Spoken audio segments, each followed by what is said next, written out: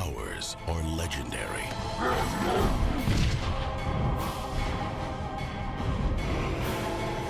Their origins are unknown. Their methods are extreme. And the game is on. LXG, the League of Extraordinary Gentlemen.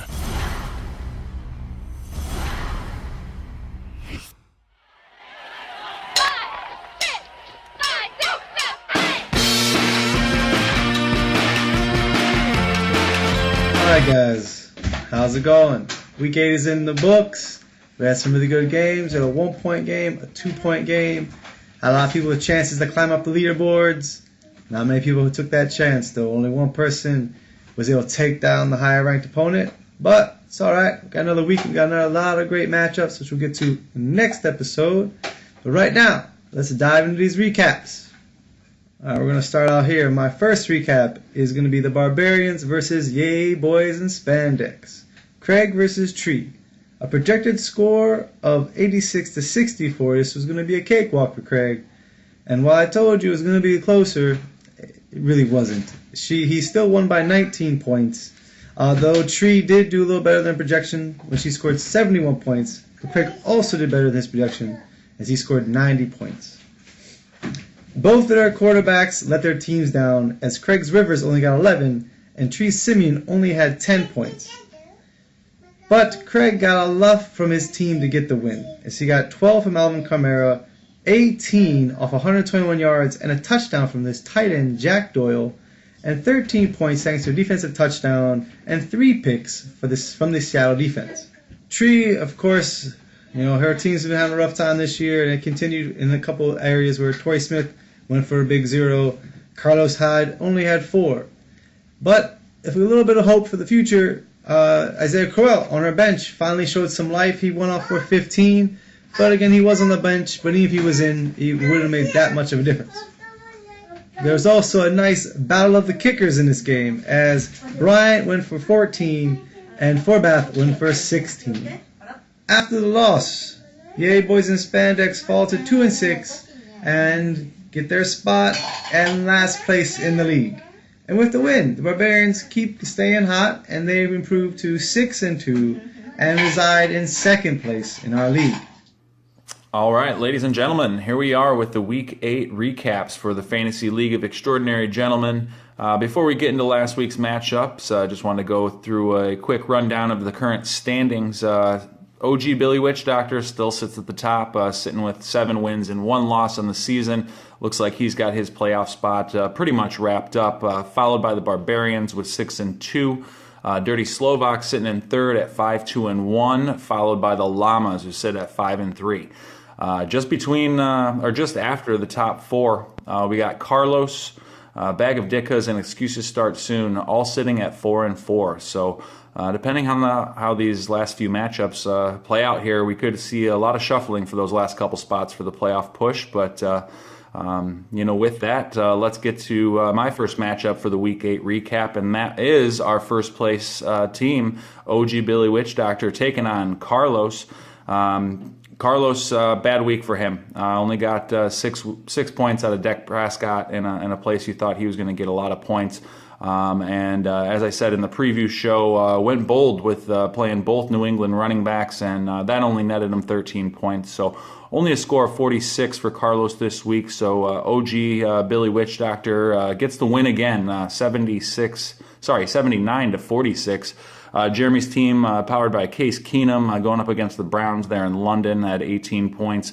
Kickers still remaining relevant. Bucker with 21 for Jeremy. That was, the high score on his whole team. So I guess kickers are still relevant.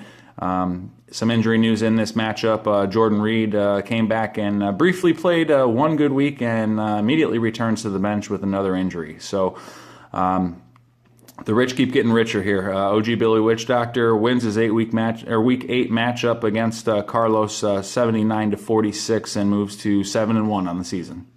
All right, in my second recap, we have Chi-Town Beatdown versus Heinrich Maneuver.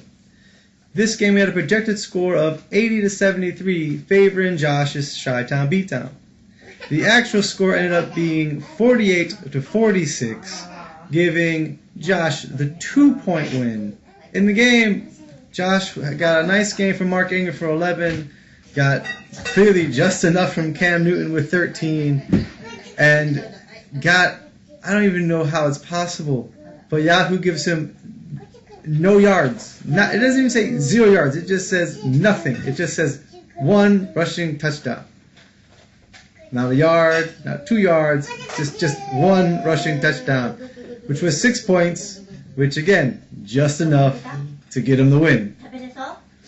Heinrich had a rough day. Again, their score is 40-46. They both had a rough day. But Ben, he got 11 points from Kirk Cousins, which, again, isn't going to do it. The only real bright spot for him was the Buffalo kicker, Hauschka, who also got 11 points for him. And then New England defense, a little bit surprised he got 11 points for him, too. 11 points for him as well, too. But the rest of his team was 0, 1, 2, 3, 3, 4. So, again, not going to get it done. He had a chance going into Monday Night Football, but none of the receivers that were out there, I don't think any of them actually scored the 3 points who would have gave him the win.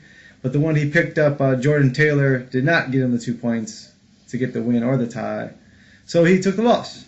Ben falls to 2-6 with the loss and falls into 13th place. And with the win, Josh keeps the streak going up to 3 wins now, and he pulls into 9th place. All right, and in my next Week 8 recap, we got one of the 2 teams that tied for the high score this week with 107. Bag of Dickas takes down Adama's Llamas 107-92. Bag of Dickas being powered by Ezekiel Elliott once again, 25 points there. Maybe the last week this fantasy season that you get to use Elliott, but who knows? One week he says he's playing, one week they say he's not, so we'll see how that goes there. Also got a strong game from Travis Kelce and Melvin Gordon, each scoring 19. With that win, Bag of Dickas moves into that log jam there just outside of the playoffs, sitting at 4-4. On the Llama side of things, did have a good day from McCoy, but left Juju Smith-Schuster on his bench.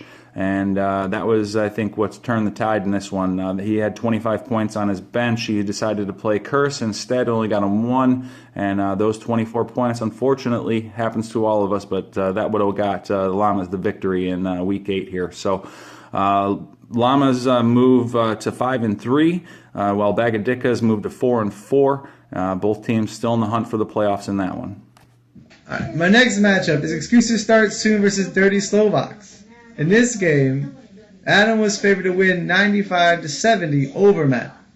The actual score came out a little bit closer as Adam got the win 86-73. In the game, Matt had a really nice game from DeAndre Hopkins with 224 yards and a touchdown, giving him 28 points. He then backed that up with only 4 points from his other 3 pass catchers, his wide receivers, and his tight end, Jackson, Pryor, and Njoku. And then Breeze continued his somewhat quiet season, only getting 11 points, which isn't going to get it done when you're falling down the rankings here, Matt. But, as I said, he lost, so he did fall. He is now 4-4 and goes to 8th place. Adam, who had Wentz go for 17, had Alshon Jeffrey, who finally got some points with his boy Carson Wentz there, go for 14. And the New England boys, the Kowski boys, gave him a combined 25 points to get the win. And in the review of the other highest scoring team in Week 8, the Chicago Bears, also scoring 107, winning their matchup against Kneecaps, 107-87. Chicago Bears powered by a huge game from Russell Wilson in that crazy shootout between Houston and Seattle there.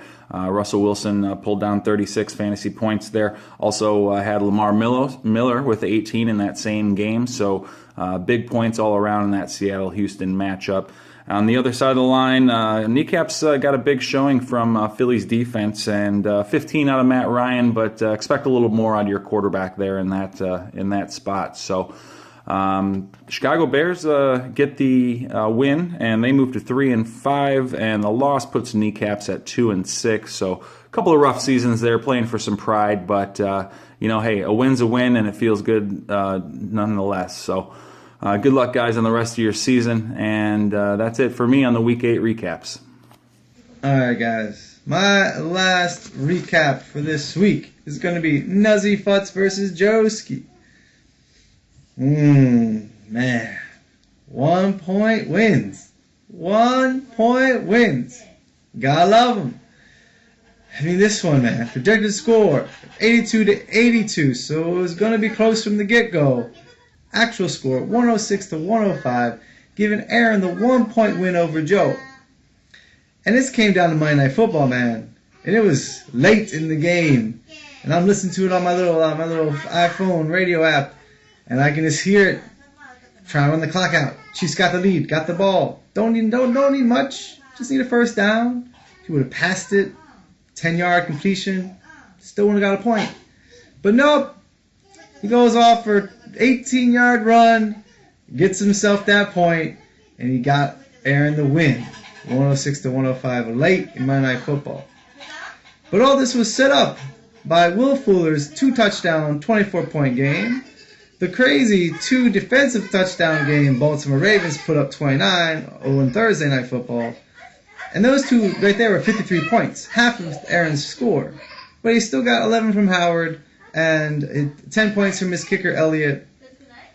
Joe had some really nice plays as well. He got 17 from Stafford, 13 from Crowder, 20 from McKinnon, 15 from Graham, 18 from Prater. He had a very balanced team this week, except for a couple of players what we might get to later. But with the loss, Joe falls to 3-5 and moves into 10th place. While with the win, Nuzzy Futz gets back on track and improves to 5-3 and stays in the fourth spot and stays in the playoff bracket as it stands today. Alright guys, it's 0 time. This week we had 9 zeros on active rosters. Tree had Torrey Smith. JJ had Kenny Britt. I had Jordan Reed. Kristen had Kobe Fleener. Ben had Jordan Taylor. Josh had Zach Miller and the Houston defense. And Matt had Wendell Smallwood and Terrell Pryor. Man, those tight ends are killing us this year. But who is the biggest zero? This is a hard one this week, No real last-minute actives. You go off of our draft costs, and expectations, which would be Terrell Pryor. You could go off of just the projections for this week, which would have been my guy, Jordan Reed, who was supposed to have a good week. But he got injured really quick, as we all kind of knew what happened eventually. But someone's got to get it, and we got to give it to Ben, man. Just because we're hoping, living on a prayer. Bon Jovi and his motherfucker, man. And it didn't happen. Jordan Taylor, the late in the week pickup, wasn't able to get the 2 points. Or it's the 2 points to get the tie, or the 3 points to get the win. Though he did get he got a couple of passes thrown his way, but couldn't bring any of them in. So Jordan Taylor is this week's biggest zero. All right, so let's talk some injuries and also very, very interesting NFL trade deadline that passed this last week, having some impact on your fantasy teams. First off, let's start off with some injuries. Probably the biggest one, which just came through today. Unfortunately, Deshaun Watson, the brilliant rookie for Houston, tearing his ACL and practice today, and he's officially done for the year. So welcome in Tom Savage as the new Houston quarterback. As far as fantasy impact, obviously it's huge, right? Watson was one of your top scoring quarterbacks in fantasy. Also, I think that you now have to temper your expectations for DeAndre Hopkins and also for a Will Fuller.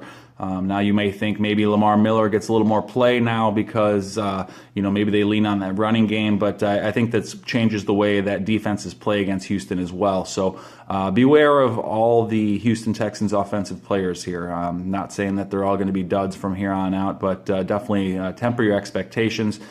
Jordan Reed, as I mentioned earlier, also hurt again, so Vernon Davis might be a tight end fill-in there. Delaney Walker also still a little bit hobbled coming out of the bye. That might be a concern for Delaney Walker owners there for the Tennessee Titans. Other than that, I really want to talk about some of these trades. So some of the ones I like the most, Kelvin Benjamin going to the Bills. Now, obviously not active for the Thursday night game, but that could have a big impact on the Buffalo Bills offense in general. They have Jordan Matthews there. Now they add a big-bodied receiver in Kelvin Benjamin. So Tyrod Taylor looks, his fantasy prospects are looking up, and hopefully that opens some things up a little bit more for LaShawn McCoy in that running game. Jay Ajayi, another big one. He goes to Philly, where probably not going to be leaned on as heavily as he was in Miami, but goes to a better offense, a higher scoring offense. Maybe that gives him a little more opportunities. Ajayi historically very inefficient, but maybe Philly seems like they're not real happy with LeGarrette Blount and his goal line work, so maybe Ajayi scrapes up some of that. So maybe some hope if you're an Ajayi owner there. The other one is Jimmy Garoppolo, New England Patriots backup, now switching coasts and heading to the 49ers. 49ers coach Kyle Shanahan saying that Garoppolo might not even play this year, but I think he's worth a stash. You never know. 49ers offense isn't something to get real excited about, but pick him up, put him on your bench, and you might have a good quality keeper for next year, and he might get you a little bit of play here coming down the stretch. So those are the big moves. Injuries happens to every team, and so deal with it the best you can. A few waiver wire options are out there, but you got to be digging deep this time of year. So hopefully you're not trying to replace too many players. A lot of buys again this week, and looking. Got to be creative. Got to be creative with your points. So good luck, everybody. Look forward to your Week 9 matchups and see how this playoff race plays out here in the next couple weeks. Gotta get to work. That's right. Yes. Come on. My name is Willie Beamon. I keep the ladies creaming, and all my fans got screaming. You can defeat me. All right, guys. This week's Willie Beamon Award. We actually have a couple entries this week. I'm looking at Jack Doyle go for 18 on Craig's squad. We had Alex Collins go for 13 on Tree's squad. Chris had Adam Thielen get his first touchdown of the year and go for 15 points. Aaron had Will Fuller go for 24. And Joe had Jerick McKinnon go for 20. Now, who is going to get it? This is the big question. Well, let's knock out Will Fuller right now, because this is about staying hot the whole year. And sad to say, but he just lost his meal ticket with Deshaun Watson going out for the year. So I don't see many more 2-touchdown games in his future. Jerick McKinnon, again, he's been around on the block for a while, and he has these kind of games sometimes. And he still has Latavius Murray breathing down his neck. So who knows what's going to happen there. Alex Collins, man, he still plays for the Ravens, man. I don't trust that offense. They played the Matt Moore Dolphins. No. I like Alex Collins. I've been saying his name for weeks now, but I'm still not giving the Willie Beamon Award. We're gonna have two Willie Beamons this year with Jack Doyle and Adam Thielen getting it. So I think they've both been doing well. Not all season for Jack Doyle, but it's been a couple weeks now. Adam Thielen's actually one of the most targeted wide receivers in the NFL right now. Is in the top 10 in yardage. So he's not been having a bad year, but this is his first touchdown this year, and then only his second game of double digits. So this week's Willie Beamon Breakout Player of the Week is Jack Doyle and Adam Thielen. I didn't really mean to hurt you. I didn't want to see you go. I know I made you cry, but baby, if I could turn back time, if I could find a way, I'd take back those words that I heard you. You'd stay. And this week, Cher is sending out love to all you guys, man. She's got all you in her heart. Adama, she got a little something for you, buddy. Juju Smith-Schuster on the bench, going off for 25 points, man. You lost by 15. That's a pretty big loss. But Jimmy Schuster had a pretty big day as he scored 25 points And if you would have started him over any of your other receivers, not just Mike Evans, who, I mean, I wouldn't have done that, but Doug Baldwin, I might have. I'm not a big Seahawks fan. Jermaine Kearse, yeah, I probably would have done that. Martavis Brown on the bench, yeah, but whatever. So, there you go. Cher is singing a little bit for you, but this is not the call of the week. Because again, you lost by 15. She's also singing for Ben. Ben. Cameron Brate, my friend. Cameron Brate had 6 points. Hunter Henry had just the 1 point. You lost by 2 points. Do the math. It's magic. You could have won the game. But Hunter Henry, Cameron Brate, I might have done Hunter Henry myself. And come on, you only scored like 46 points. You only lost by 2. You would have lost to any other team in the league. So it really isn't that big a deal. Our real winner, the true deserving man for this beautiful silhouette of a song. I feel like you know, I feel like I need to buy like a framed photo of Cher from her heyday on that boat, you know, in her nice little fishnet stockings. Somehow get it signed, and just mail this to my boy Joe. Just give it to him, man, because this is the second time this year you got this award. And I've been telling you, man, for the weeks now. Deshaun Watson. Put him in the house. Let him have some fun. But kept him on the bench again this week. And Stafford had a great game, man. Over 400 yards. But it's Detroit. So you throw over 400 yards, but you don't get one single touchdown. Not just from the quarterback, from anyone on the team. How is that even possible? But that's beside the point. He only got 17 points. And Deshaun Watson went off for a whopping, let me don't read this here, 35 points. He doubled them up, man. You only needed 1 point for the win. 34 extra though. 15 extra points you would have had. No, is that even right? 18? No. 17 extra points you would have had. God, I'm getting old. My brain's getting slow. But, so yeah, that is the first Cher Turn Back the Time call of the week. But it actually isn't the only one.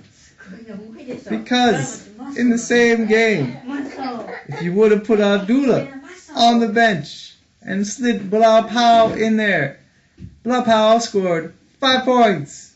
Amir Abdullah scored 3 points. Can we do the math? Which one's bigger? 2